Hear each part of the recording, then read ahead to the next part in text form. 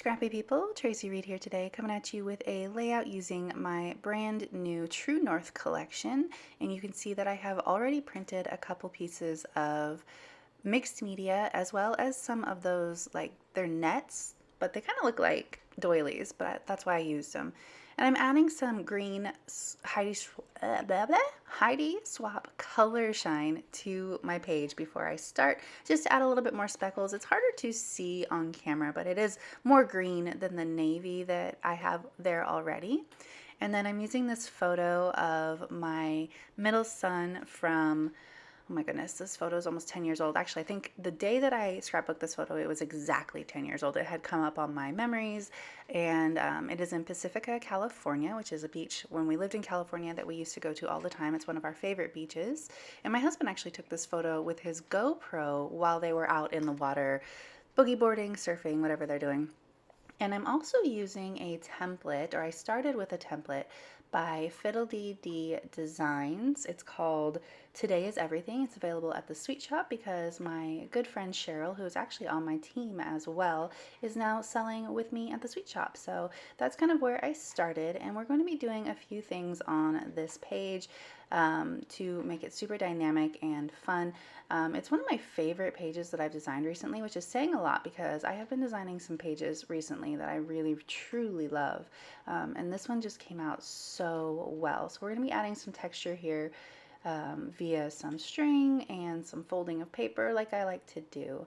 So I'm just kind of putting things down where they go according to how I designed this before I took it out of Photoshop. That is one of the things that I'm really enjoying doing lately.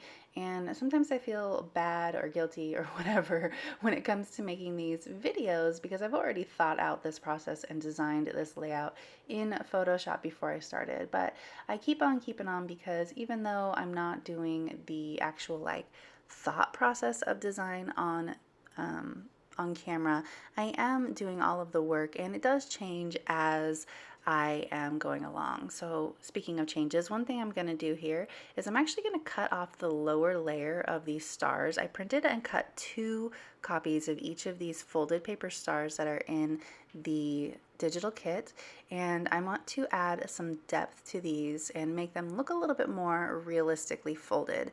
So what I did was I cut off the bottom part of the star, and I'm going to use a foam dot, and I'm going to layer it over the top of the bottom star with the both layers, and it gives it some height and some fun, and actually it wiggles a little bit because I just used the 1 dot, so it's kind of fun to look at on the page. I'm going to do it with all 3 eventually, but I just showed you the process on that first one so that you could see how it works.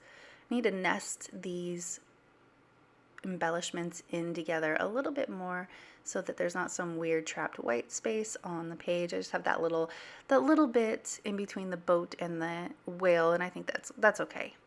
I also did my trick that I've been doing a lot lately with the flowers from the digital collections, and you can see over there on the right hand or on the left hand side that pink flower has 2 layers.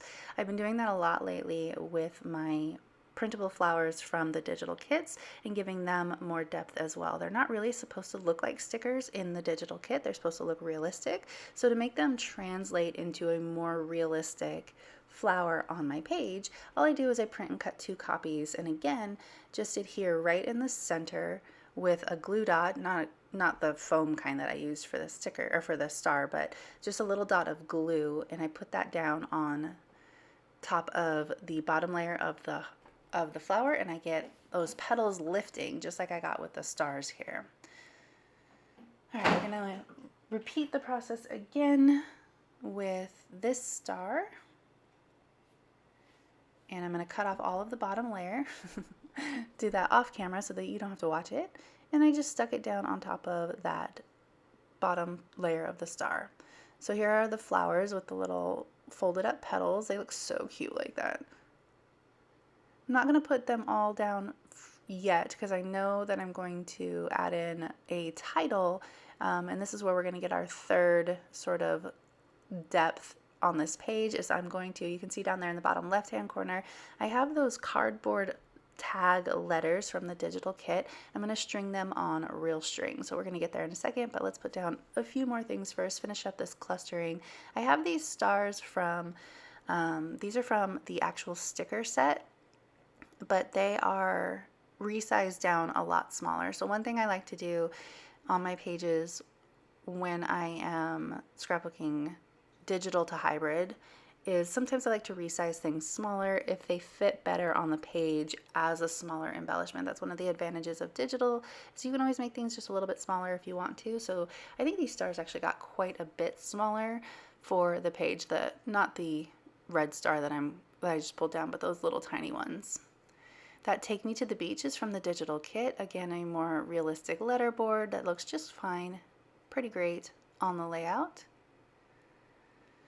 I'm going to do my star trick again and put the pink and the red stars up here in this top corner. You can see that my composition sort of goes diagonally down the page. That's a common composition for me. I really like working on the diagonal. The template that I chose from Cheryl also, it's not quite, I did definitely modify this template a lot. I started with hers, and then I always kind of demolish templates, but definitely her template started in the same vein as mine. So we got a couple more stars here, and then we can start working on the title and flowers.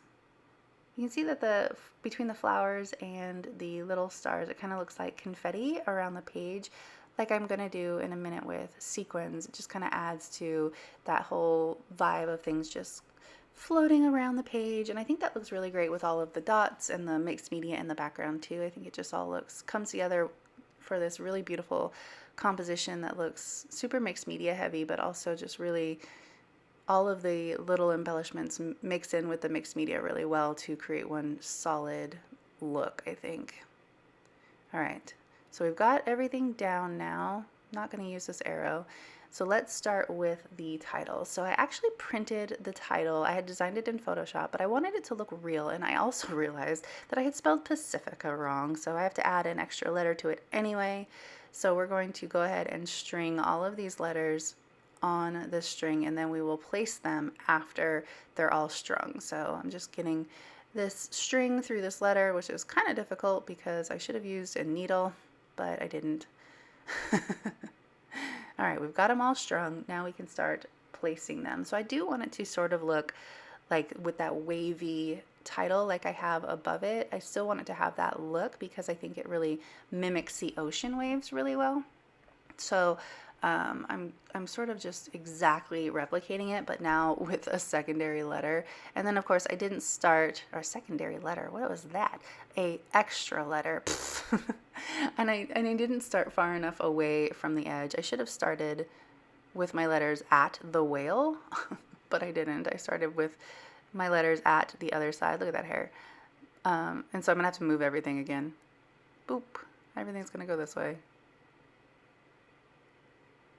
Luckily I used liquid glue, so it was still pretty wet, and I knew that like everything was still going to get covered up, so it was okay to move the liquid glue. Sorry for my head. I needed to see where everything was going.